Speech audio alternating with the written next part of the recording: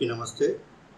వేలాది మందిలో ఏ ఒక్కడో మాత్రమే ఆత్మ మోక్షానికి ప్రయత్నిస్తున్నాడు.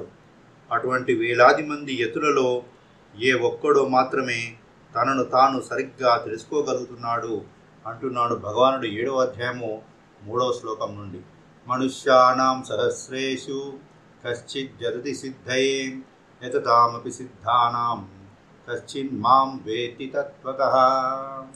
దీని యొక్క సంపూర్ణ వివరణ గ్రహిద్దాం.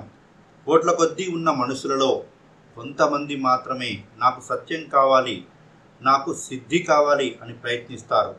మిగతా వాళ్లకు సత్యం అవసరం లేదు, సిద్ధి అక్కర్లేదు. మానవుల మానసిక పరిణతి, గుణగుణాలు వారి ఆత్మస్థాయికి అనుగుణంగా వివిధ స్థాయిలలో ఉంటుంది. జన్మ పరంపర ప్రారంభంలో, భూలోకయాత్ర ప్రారంభంలో ఒకానొక ఆత్మ శిశువుతో సమానమైన శైశవాత్మ స్థితిలో ఉంటుంది. బాల్య ఆత్మస్థాయి నుండి యవ్వనాత్మస్థాయికి, ప్రౌఢ ఆత్మస్థాయికి ప్రతి స్థాయిలోనూ కొన్ని జన్మలు తీసుకుంటూ జీవించే విధానాన్ని నెమ్మదిగా నేర్చుకుంటూ పరిణతి చెందిన వృద్ధాత్మగా రూపుదిద్దుకుంటుంది. అప్పుడే త్రికరణ శుద్ధిగా సత్యాన్వేషణ మొదలవుతుంది.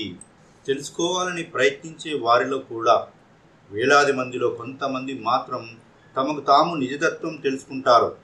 ఏమిటి ఆ నిజతత్వం? నేను సర్వకాల సర్వ పరిస్థితుల్లోనూ సర్వత్రా వ్యాపించి ఉన్న ఆత్మను.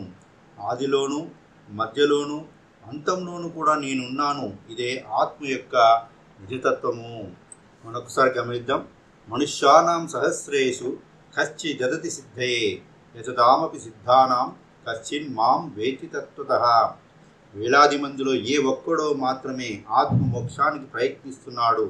అటువంటి వేలాది మంది యతులలో ఏ ఒక్కడో మాత్రమే తనను తాను సరిగ్గా తెలుసుకోగలుగుతున్నాడు.